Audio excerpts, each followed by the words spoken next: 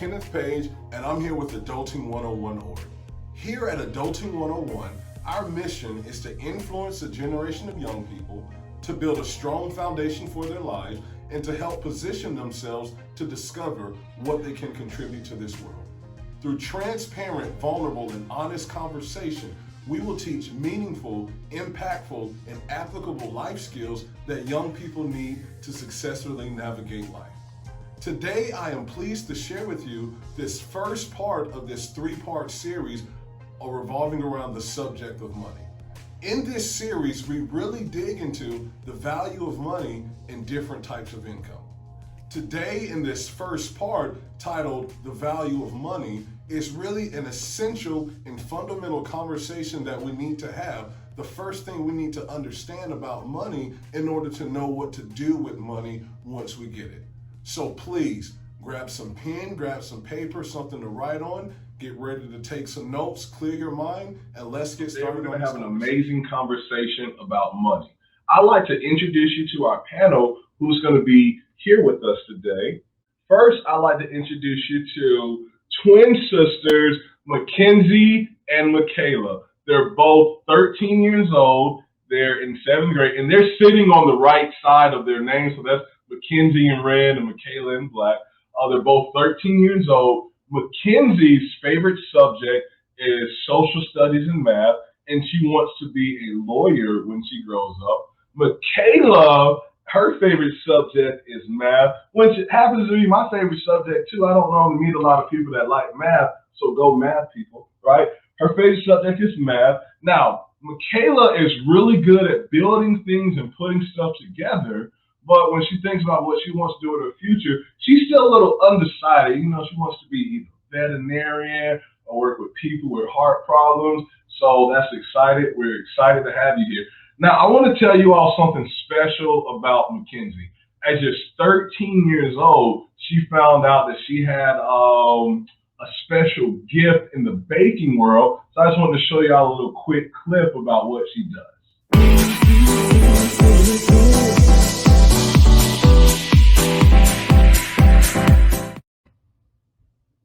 Still there. Music up. So she makes cakes. There was a red velvet and lemon bundt cakes, and they're delicious and juicy and moist and delectable. So Mackenzie's getting started on her business entrepreneurialism early in life. Next, Mackenzie and Michaela, thank you so much for being here.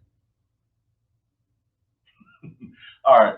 Also, I want to introduce you to Princess and Cyrus Sweeney. Now, they're sitting on the opposite side of their names. They're brother and sister. Cyrus is 18 years old. He's finishing up his senior year in high school, and he's still undecided about the path he wants to take in life. And dude, that's perfectly fine. I'm 30, and I still don't know what path I want to take in life. So it's something we're always going to be figuring out. And we also have his sister, Princess.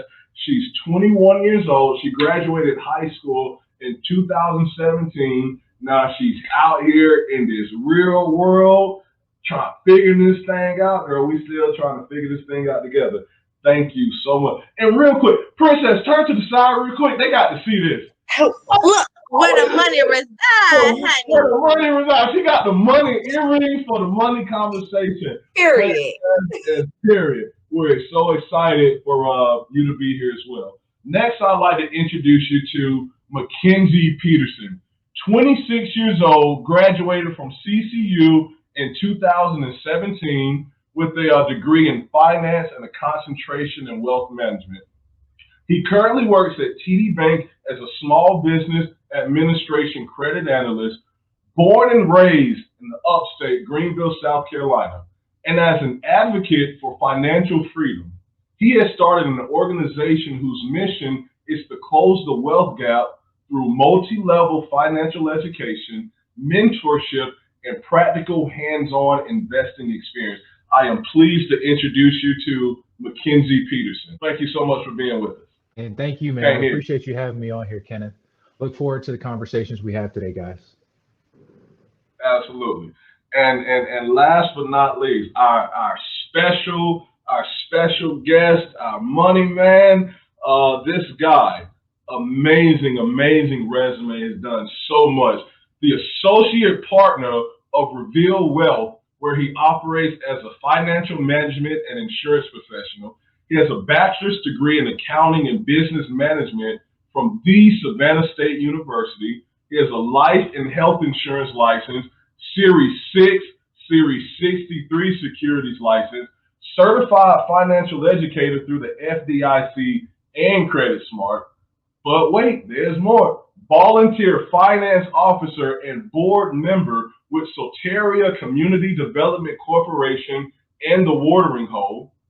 He also volunteers and partners with the community group, Juniors Achiever, Lakeview Middle School, Carolina High School, communities in the schools of the upstate. And on top of all of that, he's a youth basketball coach, a worship pastor for Faith Alive Church. He's a husband to the beautiful Miss Courtney. They have 2 beautiful children, born down in Georgia, but now living in the good old upstate.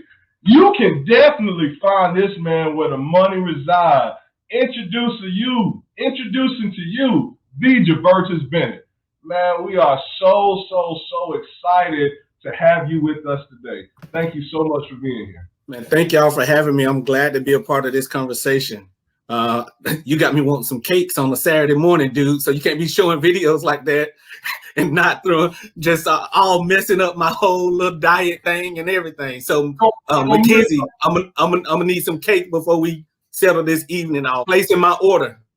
Placing your order, you see. I got to play the video one more time. Let's see Mackenzie's cakes again. Give you a sweet treat.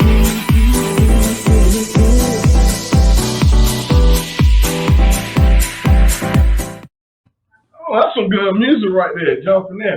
All right, but guys, Mackenzie, Michaela, Princess, Cyrus, Mackenzie, and Javertus, thank you so much for joining us today. Today, we're going to be engaged in a conversation about money. We're going to be talking about money. The subject is on money. We're going to be coming a little bit out of the Adulting 101 curriculum, Volume 1. We're going to be talking about perspectives on money and different types of income. Why is this conversation important? I am so glad that you asked. The reason that this is an important conversation is because money is something that we're always going to have to deal with. When it comes to, living in life, paying bills, saving money, investing, credit, financial management. There's so many things with our life that's just literally tied into money. And there's a big push about learning to be better stewards of finances, financial management. Well, before you even start dealing with the management of finances, you got to have them. Like I can't manage money that I don't have and don't have control over. So that's why it's important that we talk about money, like to get the core concepts of money. How do you look at it? How do you think about it? How do we use it? What is its purpose? Why is it here? So that's something that absolutely never goes away. And when you talk about one of the staples that earmark the transition from childhood into adulthood, a huge piece of that lies in the realm of how we manage our finances. Because when you're a youth, when you're a child, when you're living at home, you have the protection of your parents, of your guardians, who's ever taken care of you, and they're going to stomach the heavy burden of the finances for the family. Well, once you get an adult and you get out there in the real world, I'm sorry to tell you, people don't care about you like you think you do. You get out here, it's rough in these streets. And I myself at age 30, I'm telling you, I've made so many mistakes in the realm of money simply because I was uneducated. So what we want to make sure to do is that we provide you all with the necessary tools and information that you need to not only avoid some of the pitfalls that myself and other adults have faced in life, but to make sure that you're able to excel and succeed in life. Because let's face it, you all are the next generation. You have goals, you have ambition, you have a purpose, you were created to be something. There's something in you, discover what they can contribute to this world. There's something in you that needs to come out to make this world a better place. And sometimes bad financial management, bad perspectives on money and just not understanding how to handle those things can be a huge roadblock, a hindrance to us uncovering our purpose and contributing the things back to this world that need to be here. So that is why this is an important conversation. That's why this is important. So I'm so glad that you all are here. Now we're gonna get started. We're gonna jump right in. Before we get to the expert of the day, I want to go around and talk to Mackenzie, Michaela, Princess, and Cyrus. That's kind of fun to round it off like that. I want to talk to all of y'all. The question that I want to ask you, all right, let's start with Mackenzie and Michaela. All right, question for you all. When you hear the word money, what comes to your mind? When you hear the word money, what do you think about?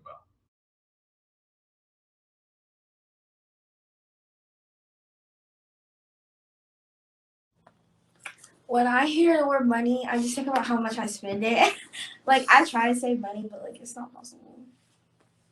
How much I spend? What about you, Michaela? I think about how I'm gonna use it. On what? Mm-hmm. That's two very smart things. Thinking about how I'm gonna spend it and how I'm gonna use it. All right, Princess and Cyrus. Well, when I think about money, I think about bills. I'ma flip it. He be worried about how he gonna make some more money. I be worried about what I gotta pay when I get my money. No, I got too many bills. Not now. It's perfect time. And how to save and budget. I will say that. I'm trying to figure out how to do that, but for the most part, I'm paying my bills with my money. I can't hear you. You on mute. I am on mute. Absolutely, like paying bills and how you gonna make more money. 100. Mackenzie, coming on to you. When you hear money, what do you think about the word money? It's a tool. Money is a tool to be used. Just like a shovel is meant to dig dirt, scoop stuff up. Money is used to get more money. So for me, it's just a tool.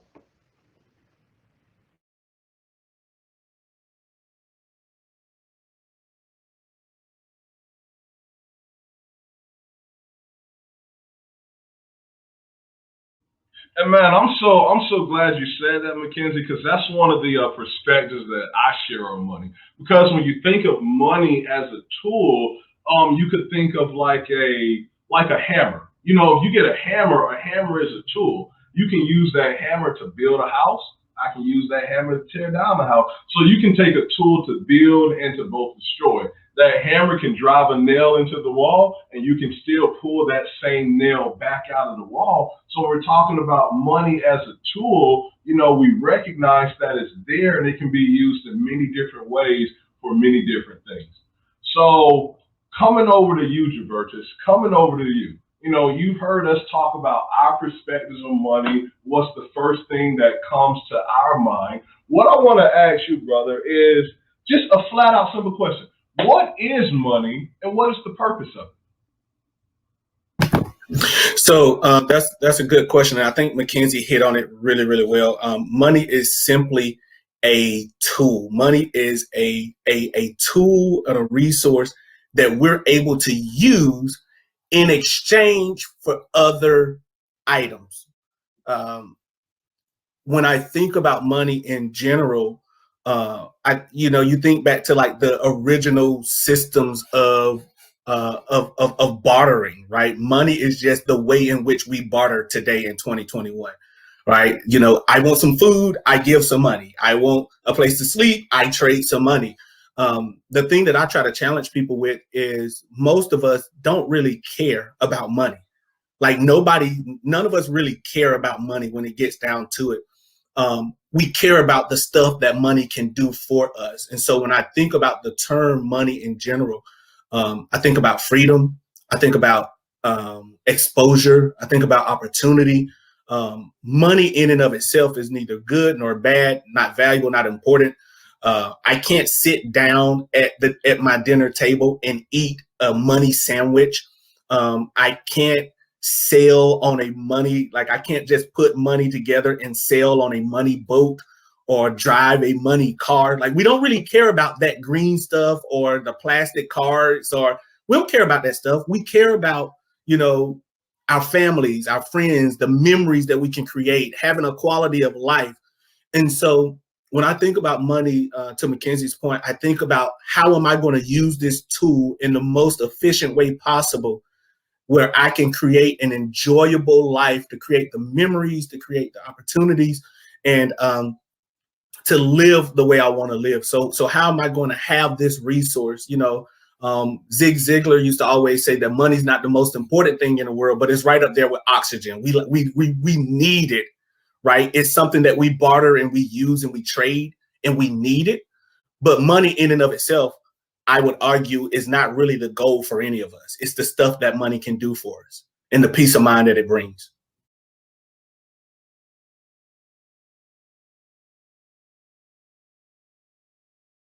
But money in and of itself, I would argue, is not really the goal for any of us. It's the stuff that money can do for us and the peace of mind that it brings.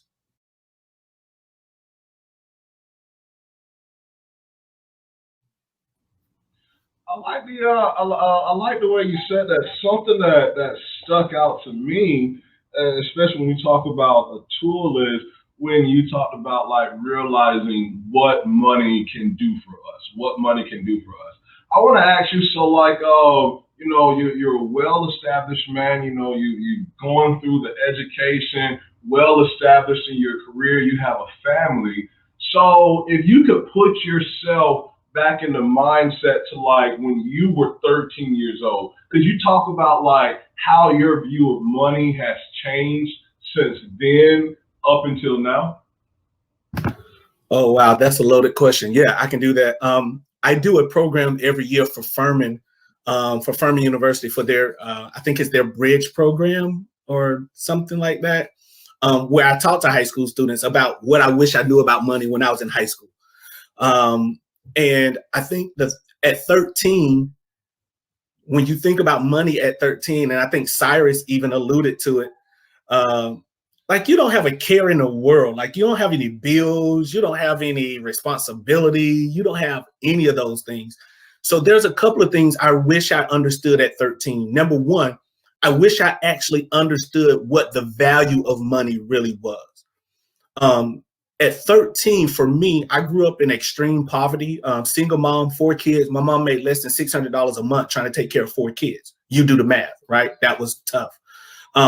We were so poor. We were the kids that the poor kids donated to, right? And it's one of those things to where we just didn't know. You don't know what you don't know. Kenneth, you mentioned earlier having to have money to be able to manage it. And while I think that is 100% true, I think there are some lessons about money that we can learn and some habits we can start building whether we have money or not, right? And so I think that comes from having an understanding of the value of money. So at 13, I didn't value money.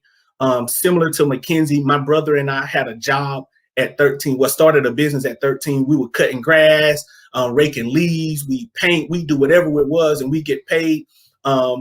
We grew up in the country, and so everybody knew everybody. And so all the churches in our little neighborhood, and we're in the Bible Belt. So anywhere in the South, it's typically a ton of churches in every little community, right? If you ain't got nothing else, you're gonna have a church.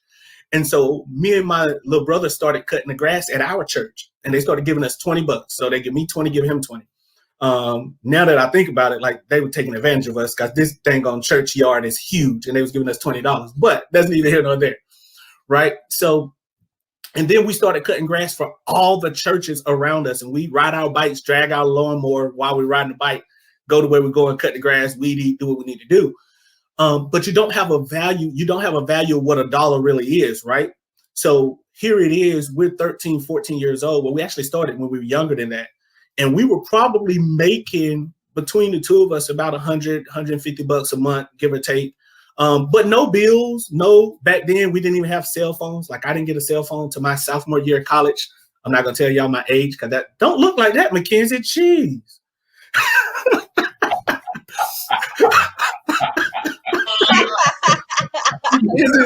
Mackenzie's like, what? Yeah, I That's didn't how get we was. We was like, whoa. look. I had a phone card. So when I went off to college, I had a 1,200-minute phone card that I had to use to call anybody from back home.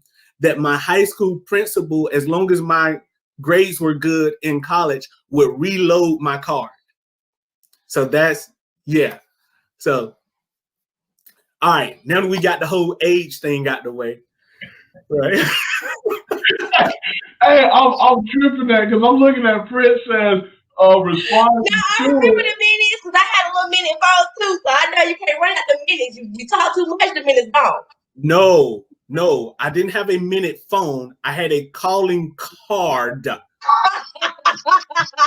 we Y'all don't don't, even understand what that is. y'all don't even understand what you have to call in a number on the back of the card, and then using a regular connected phone inside of my dorm room. Oh yeah, Steve, that's a struggle. Yeah. So cell phones were not a thing, right? But we were making this money. We had no responsibility, no nothing, and because we didn't value money, we went to a lot of football games and basketball games, ate a lot of hot dogs and Cheetos. As we got older, caught ourselves going on little dates and all this kind of stuff. Like we literally didn't save anything. And the thing I wish I knew then is the value of money and the fact that I could actually invest money regardless of how old I was. I didn't think that was something that I could do as a kid, as a young person, right?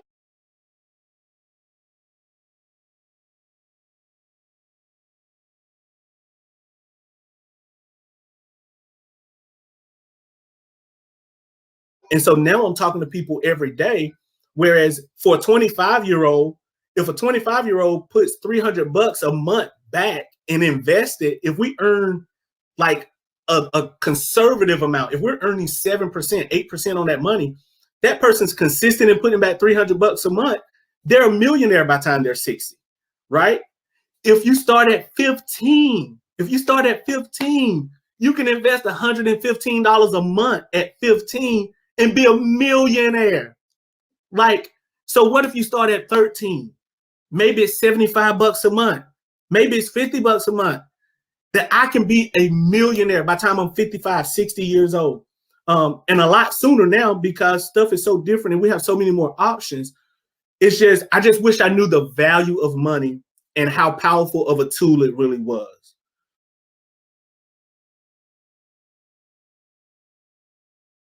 And I think that would have been able to launch me into making better financial decisions.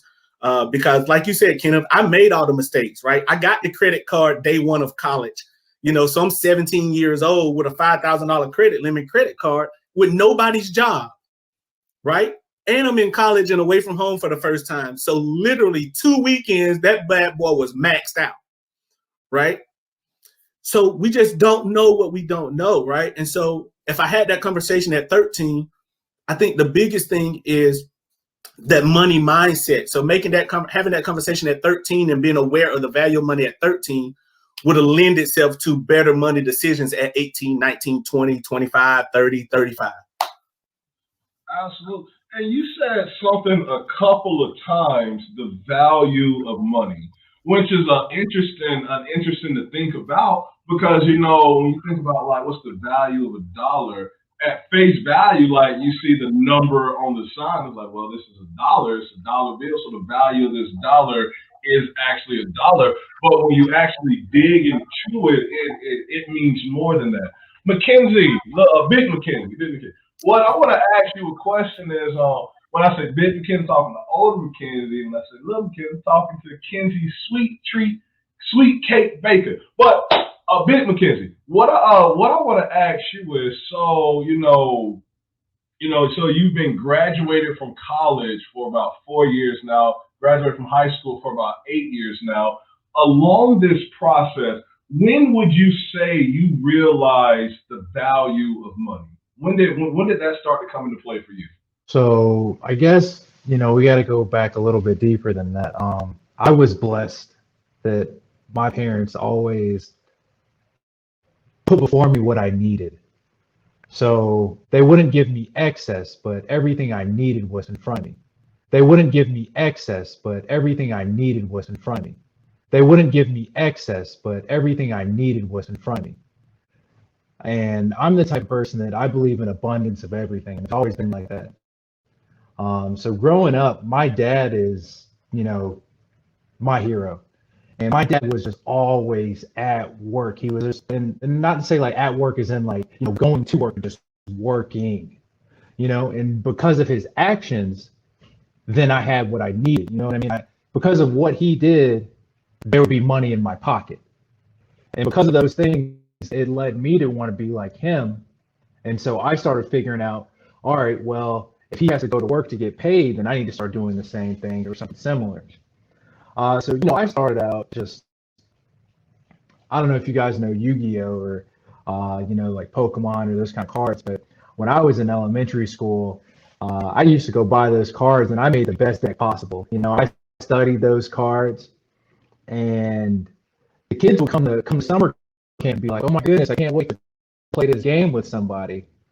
And I would always say, well, listen, if you want to play with me, you're going to have to, if you lose, you got to give up a card. If I win, or if I lose, I'll give up a card. So, a lot of people wouldn't want to play with me, and some people did. And the people that did, I would win and I'd take their cards. And then since my deck was already set and I won the game, I would sell it to somebody else. So I started just trying to figure out, like, how could I start having excess of what I need from already of what I had. So just kind of like taking that as a kid and just always seeking more, always being a conqueror, that conqueror mentality, always wanting to climb a different mountain, always wanted to just have more than I had, led me to the abundance of where I'm at now. Understandable. So you grew up and something that I love what you said. You talked about how your parents didn't, you said you didn't have excess of everything, but your parents put everything in front of you that you needed, including that knowledge behind what you're doing and showing you a work ethic. And I think that's really important thing that you said, because one of the things that we're seeing now today is there's a lot of parents out here. There's, parenting is this whole separate conversation. And Javertus, at the beginning of this, you mentioned like at 13 years old, you didn't sit down and you didn't have these conversations. I didn't have these conversations either. All I knew was like, the most I learned about money was don't spend more than you make. Like if you only make this much, that's how much you can spend. But it's so much more than that. But that goes to the point of us growing up and making bad choices. You had the credit card issue. I fall into a credit card issue at one point in life, and it's like there's just a lack of understanding on some of these things. Now, the reason I say all that is because when you talk about parenting, a lot of times nowadays I feel like parents focus on making sure their children have the material things. And as a child, it's nice to have the material things. It's nice to be able to go to school and be able to fit in, and these kids got iPhones and nice clothes and stuff like that, and you want to fit in, so you want to have those same things too. But in the reality of it, in the reality of like trying to do something in life, trying to achieve something, it's so much more than that. It's so much more than just material things. It's learning these knowledge, learning these things so that we can do it.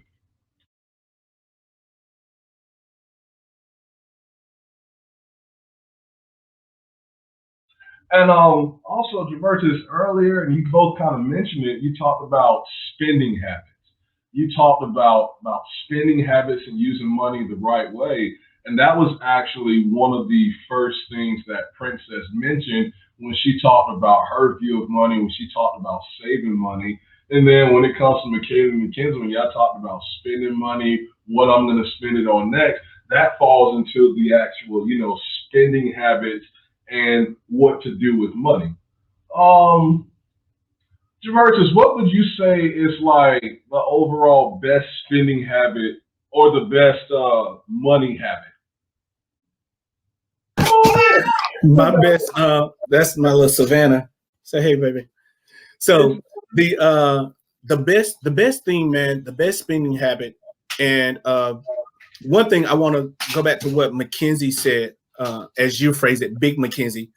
That's the goal, right? That's the goal. That's the norm. That's what we're trying to do, right? We want to. We have an opportunity. Those of us on this call, even if whether you grew up in a household like I did and didn't have that example, the goal is to be that example, right? Like Mackenzie, I think one of the things that we don't celebrate and honor enough, especially in minority communities, are like, we have those stories where my father is my hero and he showed me how to work hard.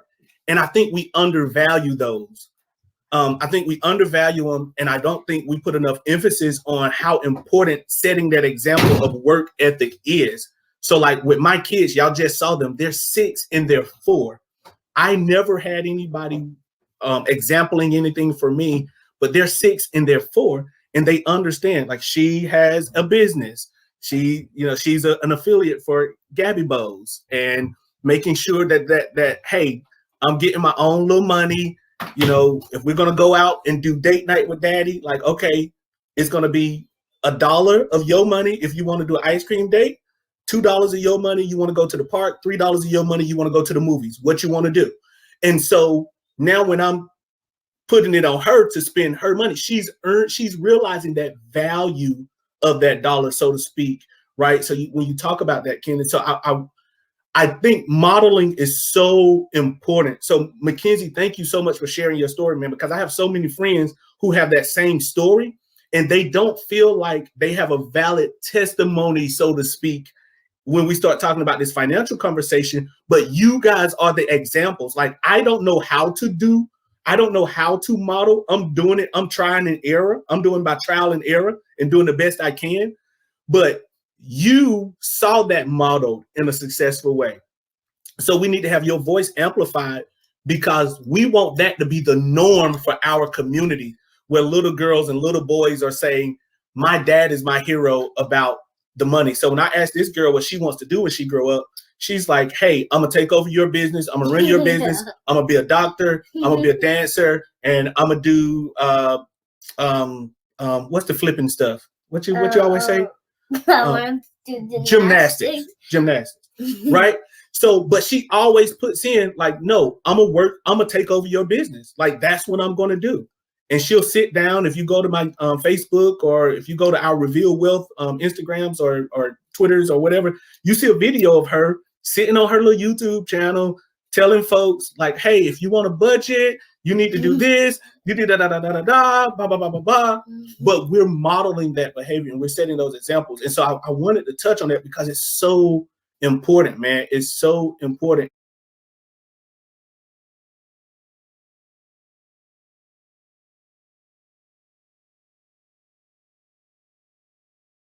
More than anything, people will listen to what we say, but it's important that we model that behavior, because you talk about the value of $1. It's, yes, there's $1 on this tag, but what can this dollar do for me? Like, you know, I'll age myself one more time. You know, when I was growing up, when I was her age and we'd be walking to the store, and I'm 6 and 7, and I'm walking to the store with my big brother and my sister, like, I could take $1 bill and get a Star Crunch, a 12-ounce soda, a bag of chips, and some candy, and have money left over. Right? So Star Crunch was 25 cents. The 12-ounce soda was 25 cents. The bag of Doritos was 25 cents. And we had little penny candy, pack of Now Laters, 10 cents. So I could take $1 when I was her age, and that dollar could do a lot more. Now I can take $1 and get a Star Crunch, or a bag of chips, or a 12-ounce soda. It's man, when I think about that, I think about Oodle Noodles. I don't know, ramen.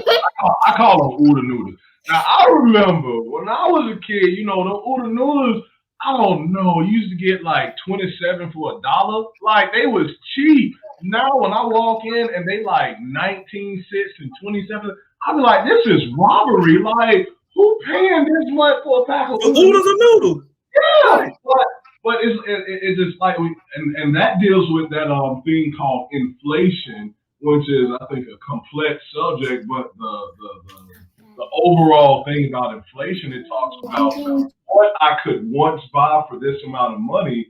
I can't buy that same thing for that same amount of money anymore. So it's like as time goes on, like for us to, if we want to maintain the same lifestyle equal to our parents, we have to make more money than what our parents made because those same lifestyles cost a lot of money. Like Michaela and Mackenzie, let me ask y'all this because y'all talked about like y'all like to spend money. What do you enjoy spending money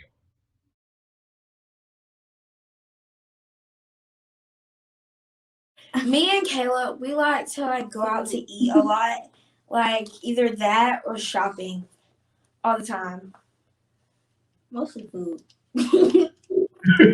And look, and it's funny because like that doesn't change, and I don't think it's just a women thing. I know women like to shop. I'm a man, like I like to buy me stuff too. So like everybody likes to spend money. Like it's a fun thing, and it brings back to that first thing that we talked about. Money, we look at money as a in the aspects of what it can do for us. And I think that's the first place that we always start. Like, if I spend this money on this, I get to buy this and I get to acquire these things. So, in a sense, like, Princess, the first thing you said was about bills, right? Well, at the same time, paying bills, that's trading money for a commodity. I want my lights to come on, so I'm gonna pay this money. I want some running water, I'm gonna pay this money. I want my heat and my AC on, so I'm gonna pay this money. So paying bills still falls back into that framework. I think the problem that we run into sometimes with money is not properly prioritizing it. Prioritizing it. Sorry, do you know what we mean when we talk about prioritizing money? I heard that word before. I can't lie. You gotta get in the camera a little bit. Yeah, I heard that word before. So prioritizing money. Big Mackenzie, you want to walk us through what it means to like what that concept means to prioritize money or prioritize your spending? I definitely want to come back to this the main point. We've all talked about, like, you asked us, what do we think about money, and we kind of defined it each. But there's two ways that we get paid, and there's two ways you can go from there. The first is you either spend your money and then you save, or you save your money and then spend. And the question that somebody, a mentor of mine asked me is, why would you pay someone else before you pay yourself? So, after hearing that, guys, and I'd like your opinions. Where do you guys think most people fall in? What category you think they fall into? Spend first and then save, or save first and then spend?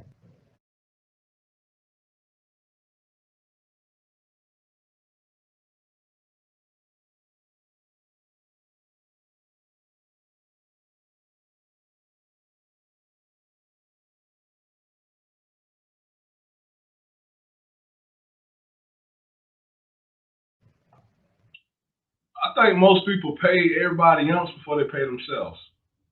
I budget, and when I look at my budget, my budget lists out all the money that's going to other people, and I just intrinsically understand that was not spent gets to come back to me. But that just goes back to like, my focus where I'm looking at paying others before I pay myself.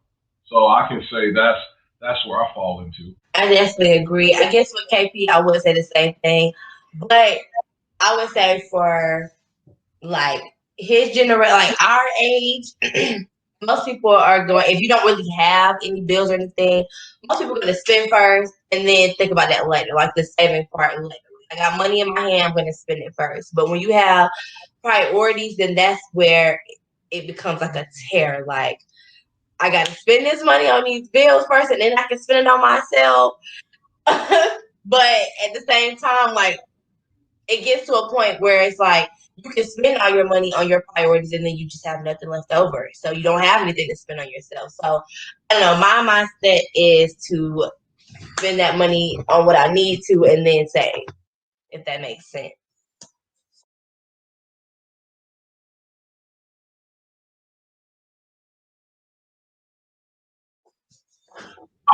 Mackenzie, I want to take your question and I want to ask that question in a different way to Mackenzie and Michaela. All right. So you asked us to comment on, do we generally spend money on other people before ourselves?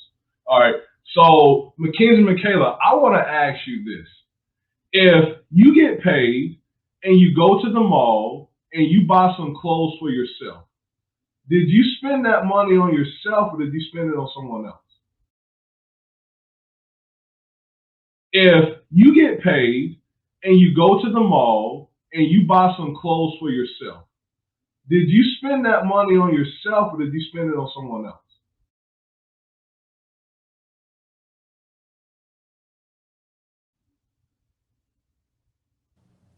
Myself. You say yourself. Mackenzie, what do you say? I mean, honestly, like I spent the money to get stuff, right?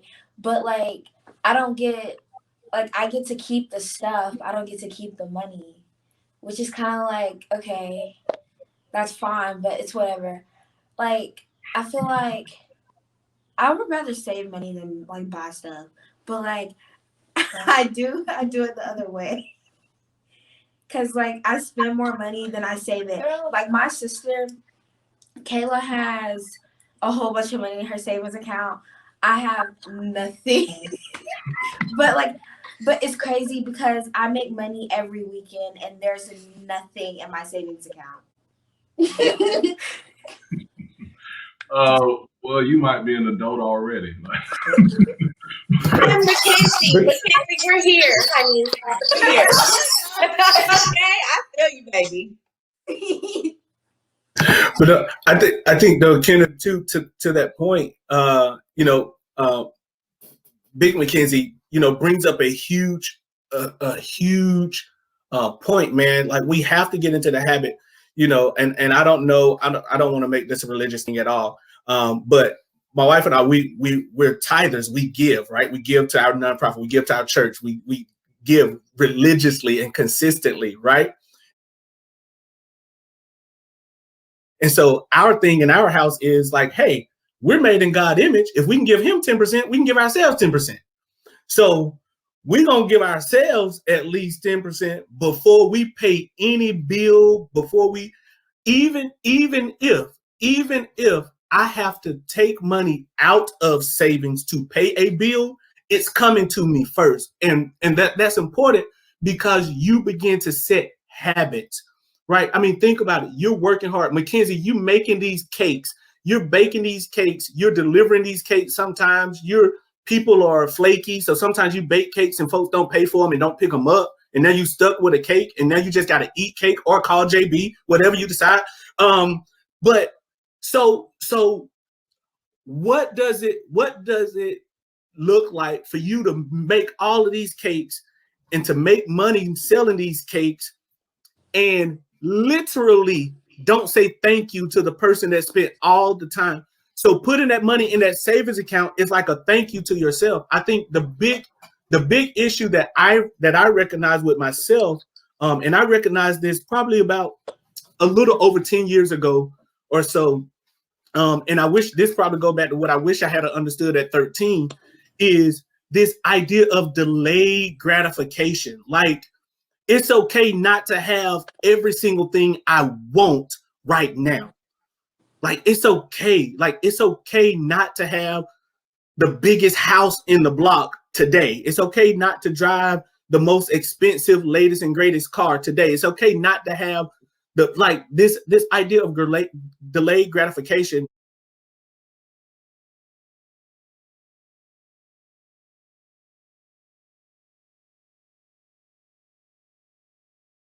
And in my generation, we're the beginners of that whole I want what I want and I want it right now. Right. And I think we've done younger generations a disservice and we've created what a lot of people would call a microwave generation where we want everything right now. Like if it's going to, my son, this morning I get up And I'm like doing the daddy thing. And I'm thinking, man, we're having a great morning. I'm going to make pancakes from scratch, big, huge, fluffy pancakes the way grandma used to make them.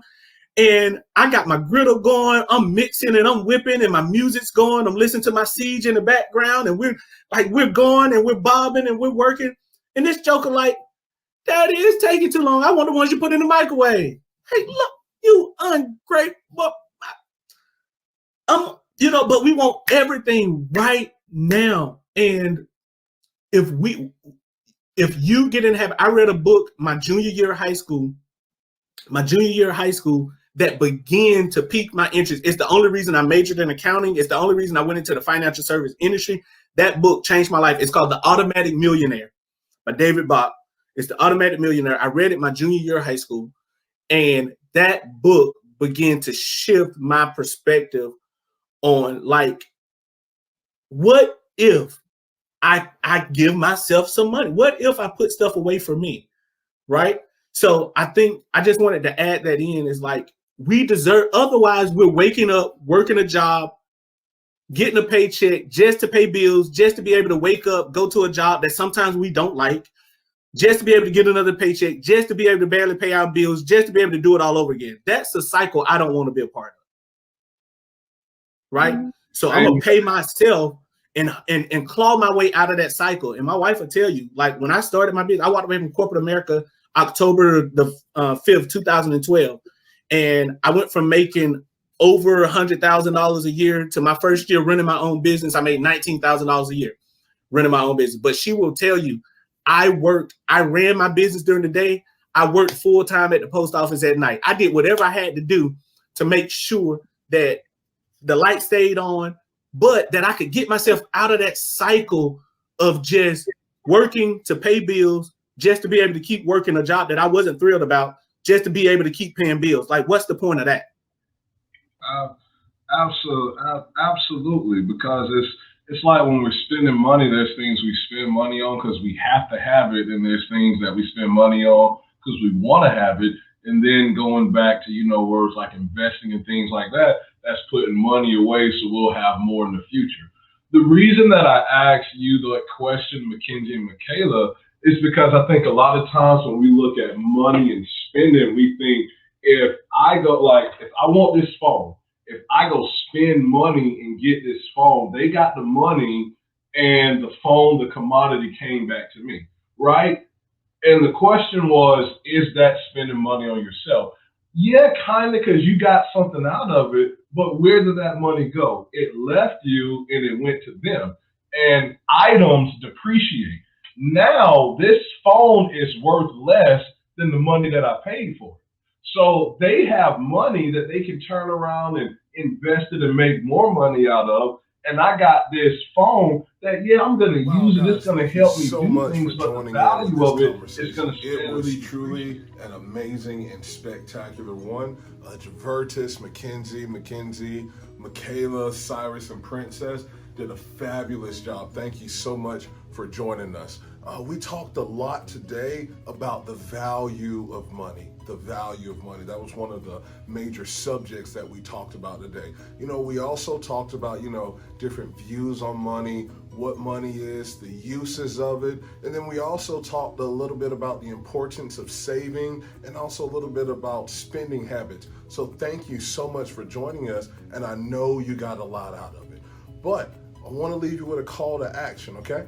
The first thing that I need you to do is to go back and reflect on this video. We talked about a lot of things throughout it. A lot of questions popped up to get you thinking. Go back, think on the questions that came up. Think about your answers. Take some time of reflection to see what it is you can pull out of this that really applies to your life. Like most times, you might have thought of particular situations or circumstances in your own life, and you didn't think of those for no reason. So take the time to reflect on those so that you can put a plan together to address them, which leads us into our next thing. The next thing that I need you to do is to put some application with that reflection.